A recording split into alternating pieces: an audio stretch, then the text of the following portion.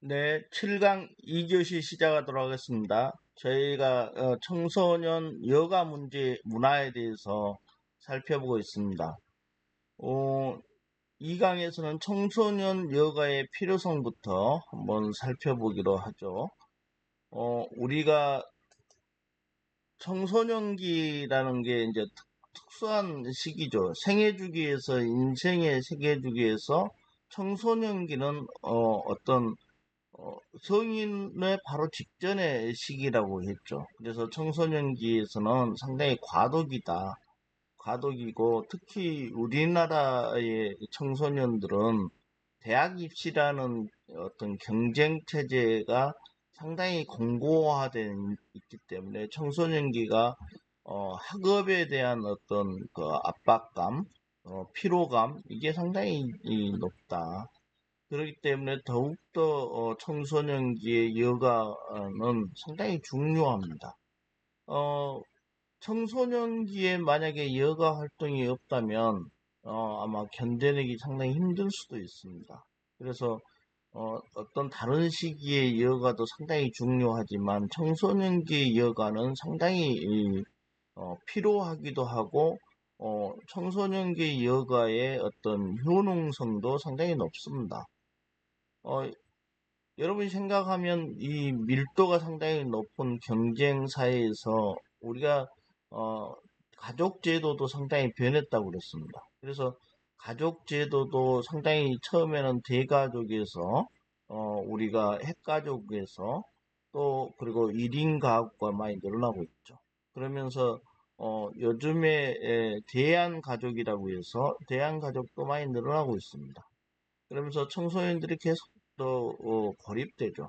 그리고 또 요즘 세상에는 상당히 이제 황혼 이혼이 많아서 청소년기가 돼서 이혼 가족들도 많이 있어요. 그렇기 때문에 청소년기에 있어서의 가족 생활도 그리 만만치 않습니다.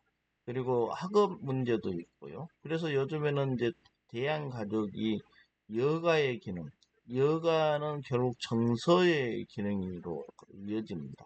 그렇기 때문에 청소년기의 여가의 필요성은 상당히 크다. 더구나 이제 청소년기는 자아 정체감을 형성할 시기입니다. 그래서 학업에만 몰입되어 있어서 떤 기능적인 측면만 강조하는 인간은 어, 그 새로운 거, 정서적인 측면들도 가져와야 되겠죠. 그러면서 전, 전인적인 성장을 해야 됩니다. 결국 그 부분이 가장 중요하죠. 가장 궁극적 목적은 청소년기에 전인적인 성장을 하느냐, 안 하느냐에 따라서 성년기에 제대로 된 사회활동이나 제대로 된 인격 발달이 할 수 있느냐 없느냐도 판가름 날 겁니다. 그래서 청소년기의 여가의 필요성은 전인적 성장을 도모하는 것이 가장 중요한 문제고 어떤 필요성이자 목적입니다. 그러면 낱낱이 보면은 청소년기의 여가는 일단 신체적 필요를 회복해 주는 역할을 합니다. 공부를 하기 위해서 아주 어, 공부에 몰입해 있다 보면은 신체적인 활동을 할 수가 없어요. 그런데 여가 활동을 하면서 신체적인 활동을 하면서 결국 이게 하나의 운동 부족인 것을 운동 뭐 동아리에 간다든지 그렇다면 신체적 피로를 회복하는 의미를 가지고 있습니다. 또 일단 스트레스에 계속 몰입돼 있죠. 지속적인 스트레스가 있죠. 학업이라는 게 대학 입시를 위해서 그리고 계속 거기에 매진하다 보면 정신적 스트레스가 상당히 큽니다.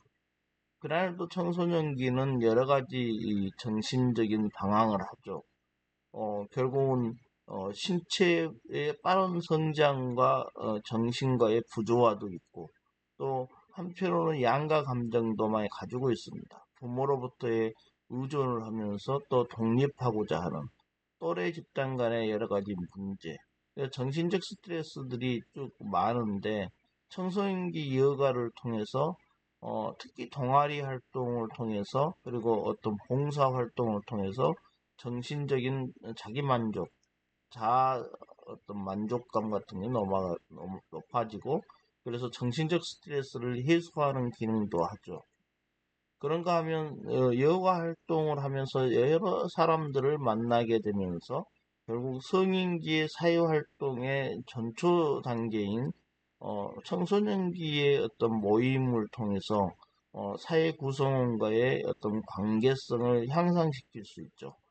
결국은 인간관계나 사회생활에서 어떤 관계들을 학업을 통해서 배우기도 하지만 그 외에 사회 구성원과의 여러 만남을 통해서 그 상호관계 속에서 그 관계성을 향상시킬 수 있다. 여가가 상당히 여러 기능을 합니다. 그런가 하면 이러한 이제 스트레스를 해소하고 신체적으로도 건강해지면서 그리고 여러 사회 구성원과의 관계성이 배우면서 결국은 이제 일탈 행동이나 비행, 범죄 행동도 상당히 감소됩니다. 자연스럽게 어떤 규칙성도 배우게 되고요. 그래서 이러한 비행 문제들이 많이 감소할 수 있다. 여가의 어떤 기능이기도 하죠. 그리고 잠재 능력과 창의성이 개발되기도 합니다. 학과 수업에서는 상당히 이제 그 공부하는 데 있어서는 재능이 없는 줄 알았는데 역시 여러 사람과 만나고 여러 가지 이제 자기 만족도도 높아지다 보면 자신이 잘하는 잠재 능력도 있다는 거죠. 숨어 있는 능력을 찾아낼 수 있고요.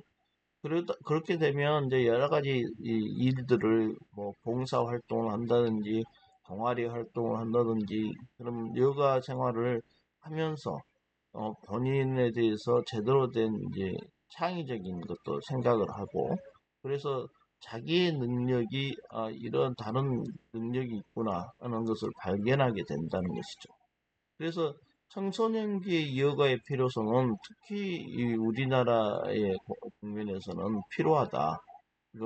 필요하고 전인적인 성장을 위해서도 상당히 필요하다. 그런 이제 입장이고요. 청소년의 여가가 하는 일이 금방 보았지만 다시 한번 그 기능이 있습니다. 청소년들이 여가 활동을 하면서 상당히 이제 청소년기의 여가는 어떤 일을 할까 이렇게 생각을 해보면 결국 궁극에 가서는 전인적 성장인데 신체적 기능을 한다는 거죠. 필요성과 어떤 맞물리겠죠. 신체적 기능이라는 건 적절한 운동도 하고 운동도 여러 가지 뭐 전문 운동 헬스장이나 전문 운동 장소에 가서 하기도 하지만 여유가 있으면 스스로 운동할 수도 있고요. 동아리 만들어서 운동할 수도 있죠. 그러면서 이제 신체적 기능이 향상되기 때문에 질병 예방도 되죠. 왜? 그 면역력이 상당히 높아질 수 있습니다. 운동 기능을 통해서. 그리고 신체적 건강을 계속 유지할 수 있죠. 그리고 이러한 신체적 기능이 향상되는 것을 떠나서 또 정신적인 기능도 향상되죠. 경쟁의 시대, 청소년기의 어떤 입시 피로감, 그런데 스트레스를 해소해주고 정서적 불안감을 해소해주는 역할을 합니다. 그래서 여가를 통해서 여유를 갖고 또 정신적 어떤 기능도 상당히 향상시키는 그런 기능을 하죠. 상당히 중요한 기능이고 특히 정서적 기능은 우리가 청소년기에서 배울 수 없는 그러한 이제 감정의 문제들을 잘 불안감을 해소해 줄 수 있다는 것입니다. 그리고 다양한 사람들과 관계를 통해서 공동체 의식을 배우기도 하고 거기에 내포된 뭐 윤리도 배우고 여러 가지 이 교육적인 기능을 통해서 알려주는 것도 있지만 이러한 여가 활동을 통해서 여러 사람들로부터 상호작용을 하면서 결국 그 관계 속에서 이러한 공동체 의식도 배우고 사회에 필요한 어떤 행동 양식을, 문화를 배워가는 것이죠. 그래서 사회적 기능이라는 것입니다. 청소년 여가의 기능 중에 사회적 기능은 상당히 중요하죠.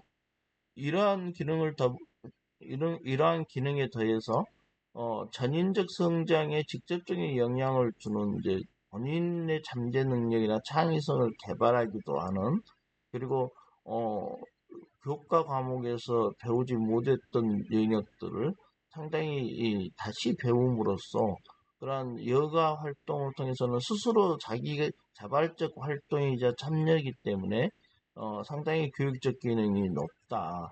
여기서 배우는 것이 많이 교육적일 수 있다. 그런 것이죠.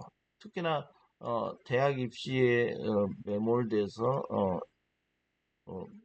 오히려 영어하고 국어하고 수학하고에 편중되어 있는 교육이 그 외의 과목들에 대한 교육적 기능도 여가 활동을 통해서 많이 배운다는 겁니다. 그래서 상당히 교육적 기능도 상당히 이 여가의 기능이 역으로 교육의 목표를 달성할 수 있는 그러한 기능도 합니다. 그런가 하면 이제 사회 참여하고 그러한 기회를 확대 계속 해 나가겠죠. 우리가 성인이 돼야지 사회 참여를 본격적으로 하는데 그 전에 미리 사회를 참여하고 그러면서 그 사회가 가지고 있는 문화적인 전통, 이런 문화를 유산을 계승 발전하는 그러한 이제 역할도 합니다. 자연스럽게 배운다는 것이죠. 여가 활동을 통해서.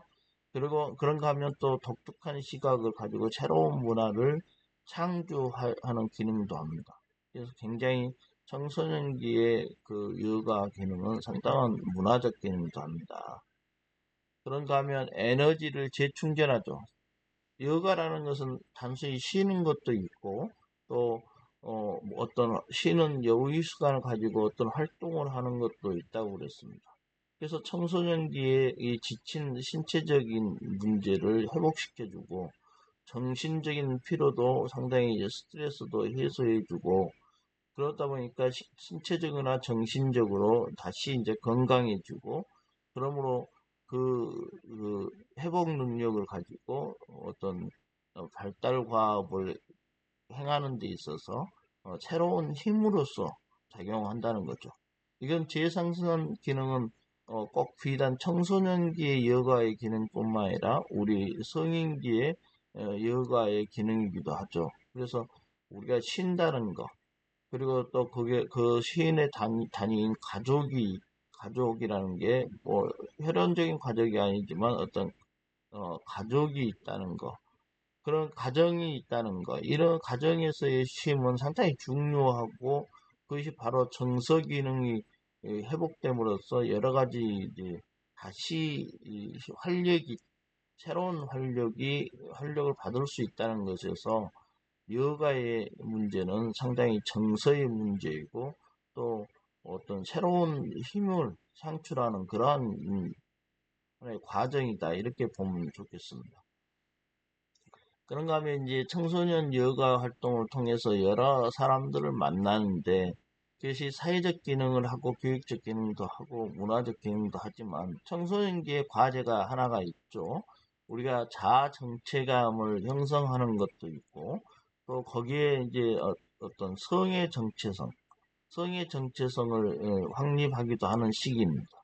더구나 성인기에 결국은 과제이기도 하는데 일종의 건전한 이성 교제를 해야 되겠죠. 그렇기 때문에 이 건전한 이성 교제로 이어질 수 있고, 그러면서 성에 대한 바람직한 자세나 또 태도도 자연스럽게 습득할 수 있습니다. 아주 이것도 여유가 있을 때 청소년들이 제대로 이성관을 확립할 수 있는 그런 기능도 하죠. 여가 활동을 통해서 여러 가지 기능 중에서도 상당히 중요한 기능이겠죠. 그러면서 우리가 학업에 매몰되어 있는 부분, 또 그 교육을 통해서 배울 수 있는 것도 많이 있어요. 그래서 그 교육적인 부분과 교육의 목표와 여가의 목표가 동시에 전인적 성장을 가능케 한다. 이게 이제 청소년 여가의 기능에서 가장 중요하고 궁극적인 목표이자 필요성이고 또 기능이다 그 말이죠. 여가가 청소년기에 줄 수 있는 것은 전인적 성장이 상당히 최종 목표이기도 합니다.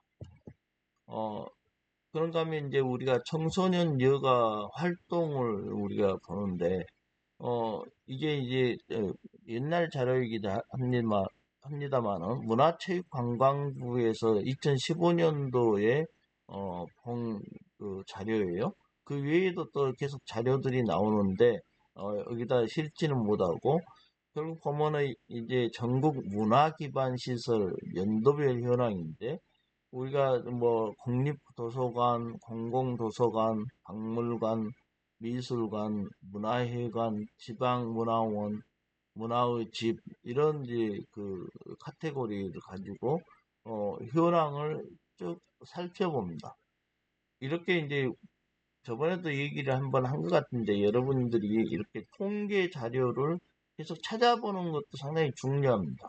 찾아봐서 이걸 이제 미리 이 문화체육관광부에서 이렇게 조사한 자료, 일정 조사 자료를 이렇게 만들어 놓고 매년이나 어떤 일정한 단위로 이렇게 발표를 합니다.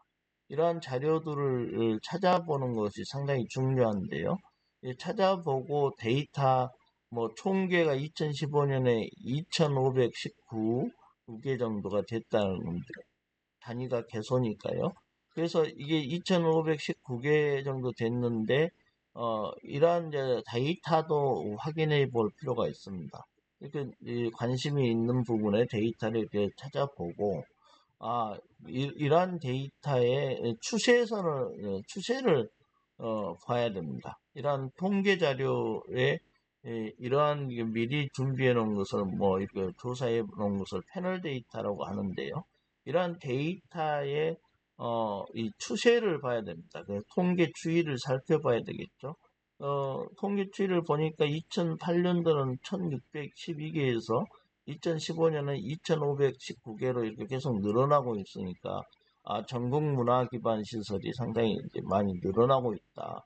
이러한 추세에선 뭐 한 배냐 두 배냐 뭐 어느 정도 차이가 나느냐 이런 부분도 이제 분석을 해서 확인하는 겁니다.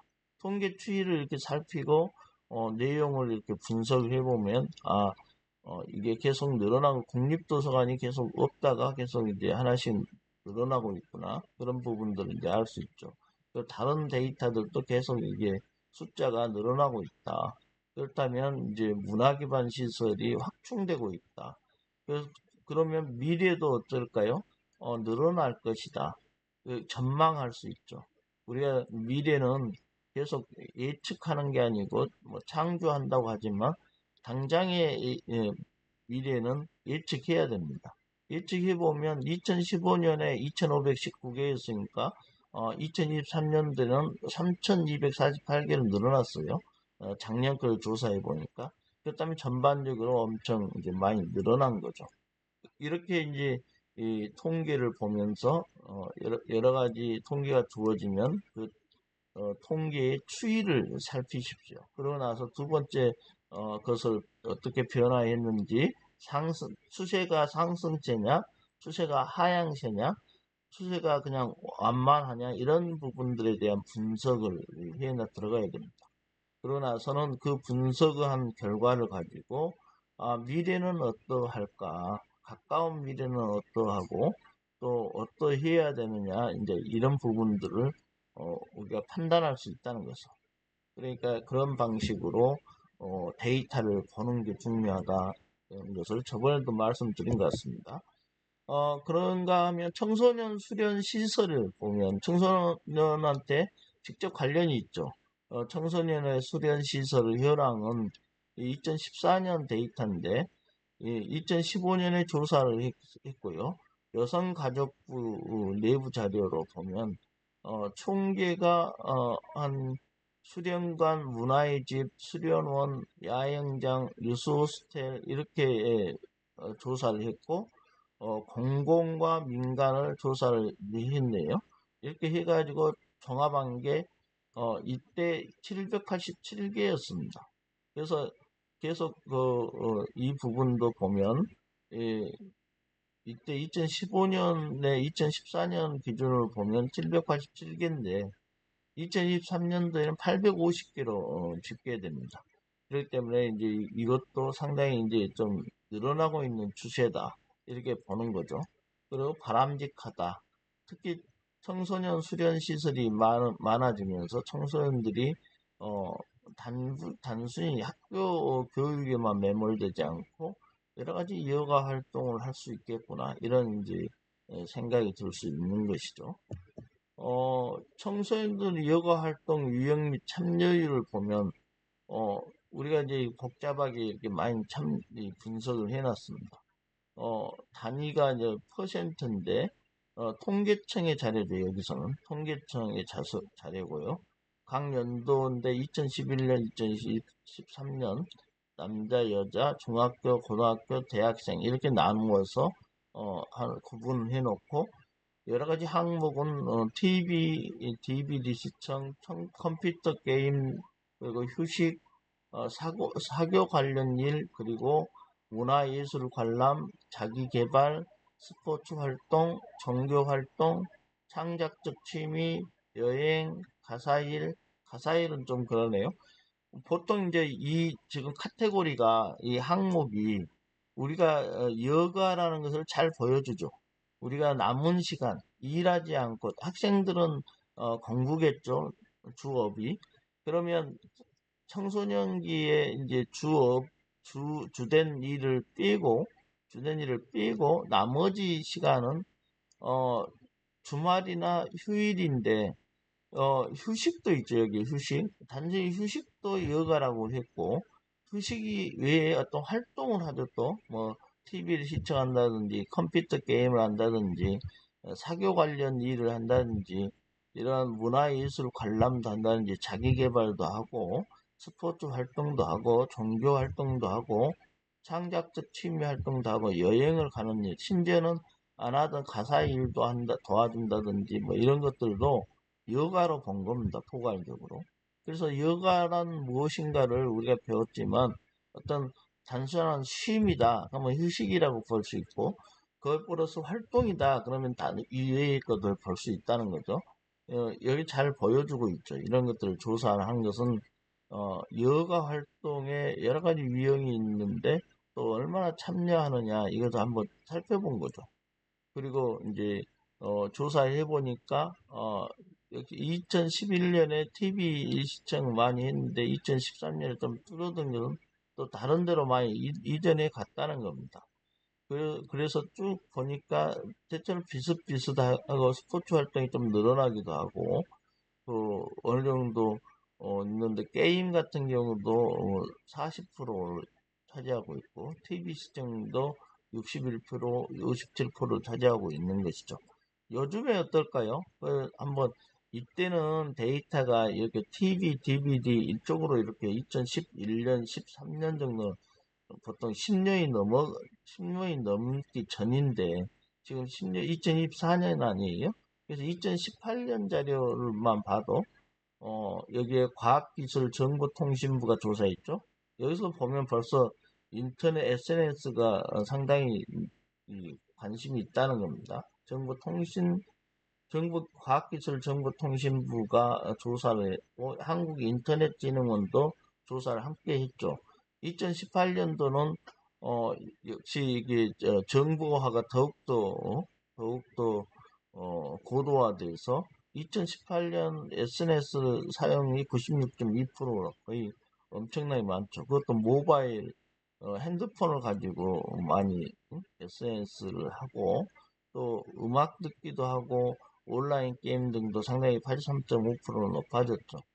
이러한 이제 이것을 보면 우리가 이제 말하는 요즘 2024년도를 사는 우리 입장에서 보면 상당히 이제 이 첨단화됐죠. 지금은 AI라는 일종의 뇌를 모방해서 만든 AI가 완전 질문만 하면 모든 것을 이제 말해주는 물론 거짓말도 많지만 그러나 그걸 잘 활용하면 상당히 유용하고, 그래서 요즘에 이제 청소년의 여가 활동이라는 게 어떻게 보면은 SNS를 이용해서, 그리고 여러 가지 모바일 컨텐츠를 보면서 청소년기 여가 활동이 상당히 이제 첨단화돼 있다. 그러면서 이제 상당히 이 온라인을 통해서, 그리고 많이 연결돼 있다. 네트워킹이 돼 있다. 이렇게 볼 수 있습니다. 어, 청소년 여가 활동과 관련해서 동아리 활동이 상당히 중요하다고, 이게 이제 이것도 옛날 자료, 2014년도 자료이기도 하지만 상당히 의미 있는 자료입니다. 왜냐하면 이제 우리나라의 청소년의 어떤 행복 지수랄까요? 어, 청소년의 우리의 행복 지수를 우리가 따져보니까 2021년 기준으로 35개 OECD 국가입니다. 거기서 31위예요. 그리고 22개 아주 국가를 중심으로 해볼 때 한국이 22위입니다. 청소년뿐만 아니라 한국인의 행복 지수가 상당히 이렇게 낮죠. 거의 꼴찌 수준입니다. 근데 이제 2014년 자료를 보니까 이제 이 자료는 상당히 독특한 자료인데, 동아리 활동을 하는 학생들의 우리나라의 순위가 5위입니다. 5위. 굉장히 높은 행복 지수를 가지고 있죠. 이 자료를 토대로 봤을 때, 이게 이제 일반화할 수는 없지만 이 자료를 토대로 했을 때 청소년기에 어떤 동아리 활동을 하는 이 청소년의 행복 지수가 이렇게 높다는 거예요. 전 OECD에서 5위 정도의 수준을 유지한다는 것은 상당히 높은 겁니다. 여기서 우리가 알 수 있는 것 같이 이것을 일반화할 수는 없지만 여러분들이 여기서 알 수 있는 것이, 우리가 어떤 여가라는 것이 상당히 행복하고 연결되어 있다고 말이죠. 정서적 기능을 향상시켜서 행복 지수를 높이는 부분이 있다. 그래서 여가 활동을 통해서 어떤 자기 만족감을 높이는 게 결국에 행복 지수를 높인다. 이렇게도 우리가 생각할 수 있겠죠. 유추할 수 있다는 것입니다. 이러한 이제 청소년 여가 문화를 우리가 이제 쭉 살펴봤는데, 청소년기에는 이제 개인주의적 성향이 상당히 강하죠. 그렇기 때문에 자기중심적 사고관이 상당히 팽배해 있다는 것인데, 이게 이제 개인주의적 성향에서 개인의 여가 활동을 바라보는 사고관이 있고, 또 현실 만족주의 성향에서 청소년기는 지금 여기를 상당히 중요하죠. 그래서 풍부한 감수성이 있고 창의성이 있고 다원화된 미래 사회를에서 청소년들은 상당히 이제 이 풍족한 감수성들로 인해서 미래 사회에서 청소년들이 잘 성장할 수 있다는 겁니다. 그래서 여가 문화가 이러한 어떤 변화상들을 더 잘 민감하게 반영할 수 있다. 이렇게 보는 것이 있죠. 그런가 하면 이제 청소년의 여가 문화가 어떤 이제 과제를 안고 있느냐. 이것을 이제 제안 형태로 얘기를 해보면, 어, 결국 여가라는 게 남는 시간이죠. 여유분입니다. 남는 시간인데 생리적인 기능을 다 제외하고, 일하는 시간을 다 제외하고 나머지 시간이죠. 그 나머지 시간 중에서도 또 어떤 활동을 하는 식으로 줄일 수도 있다고 했습니다. 결국은 이제 이 여가는 청소년기는 직접적이진 않지만 우리가 2003년 7월 달에요. 근로기준법이 개정됐습니다. 그래서 법정 근로시간을 주 40시간으로 줄였죠. 그래서 5일제 근무라고 하면서 8시간 기준으로 해서 5일제 근무 체제라는 것이 도입됐죠. 이제 요즘에는 4일제를 계속 얘기를 하고 있죠. 그리고 2014년도에 9월 달에 대체 공휴일제를 실시했습니다. 그러면서 이제 여유분 시간이 많이 늘어나고 있는 거죠. 그러면 여가 문화하고도 연결되기 때문에 이러한 제도에 대해서도 여러분들이 눈여겨봐야 됩니다. 특히 청소년 여가 문화의 필요성에 대한 가정하고 학교에서의 인식이 확대되고 돼야 된다. 앞으로도. 그래서 가정에서의 역할도 가정 자체도 우리가 여러 가지 이제 대가족에서 핵가족으로 또 1인 가구에서 대양가족으로 이러한 가정들이 이렇게 많이 변화하고 가정이 뭐 이혼을 통한 한부모 가족도 많이 늘어나고 또 사망을 통한 한부모 가족도 늘어나고 이러면서 이제 가정에서도 정서 기능, 여가 기능, 쉼의 기능 이게 중요하다고 그랬습니다. 그래서 가정도 그러한 인식이 있어야 되고 학교도 교과목 외에 어떻게 보면 교육적 기능을 하는 여가 문화에 대한 인식이 확대돼야 되겠죠. 그래서 청소년들을 위한 다양한 여가 프로그램을 개발해서 보급할 필요가 있습니다.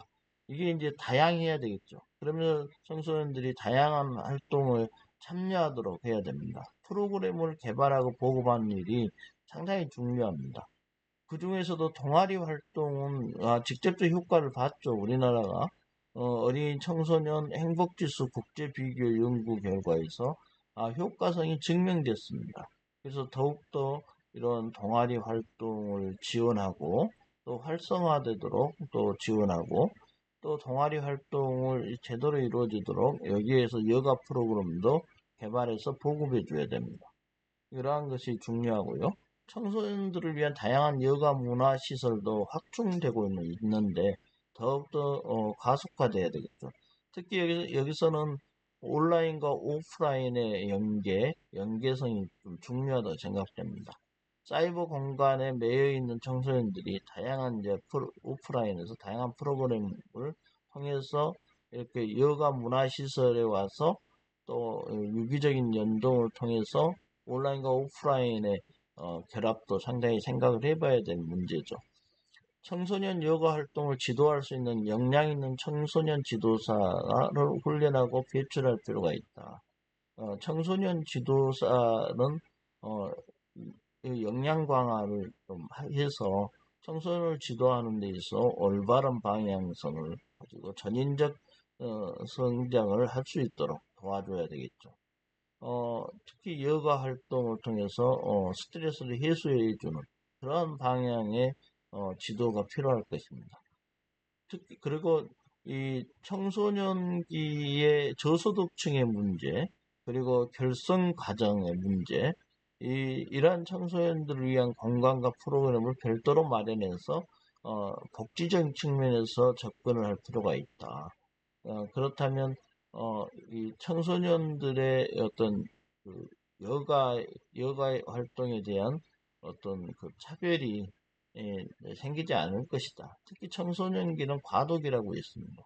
청소년기에 여러 기회평등 이런 부분들에 대해서 민감하게 우리가 대처해 나가야지만 이 저소득층의 문제, 결성 과정의 문제를 떠나서 이 전인적인 성장을 할 수 있을 것입니다. 그리고 여가 문화의 주체는 누가 봐도 청소년입니다. 그렇기 때문에 청소년 스스로가 여가 문화 창출하는데 그 역량이 강화돼야 됩니다. 그렇기 때문에 여가 프로그램 개발과 보급을 할 때 동아리 활동을 활성화하고 지원할 때 특히 여가 문화의 주체인 청소년들이 스스로 참여하게 해야 됩니다. 스스로 또 참여해서 활발한 활동을 해서 그 개발하고 보급하고 지원하는 그 자체를 청소년들이 일종의 참여하는 그러한 문화를 만들어 가야 합니다.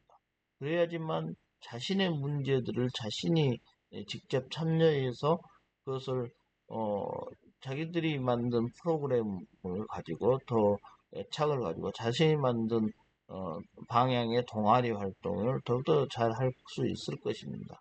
그래서 여가 문화의 주체는 청소년기의 여가 문화의 주체는 청소년이다. 그래서 청소년 스스로 하게 하자. 뭐 이렇게 그리고 또 여기 만드는 사람과 함께 하자. 이런 게 함께라는 개념이 상당히 중요하겠죠. 그래서 청소년이 여가 문화의 주체다 이런 인식하에 여러 가지 과제를 만들고 수행해 나가야 할 것입니다. 여러분, 이번 7강에서는 청소년 여가 문화에 대해서 살펴봤습니다. 수업 듣느라고 수고하셨습니다.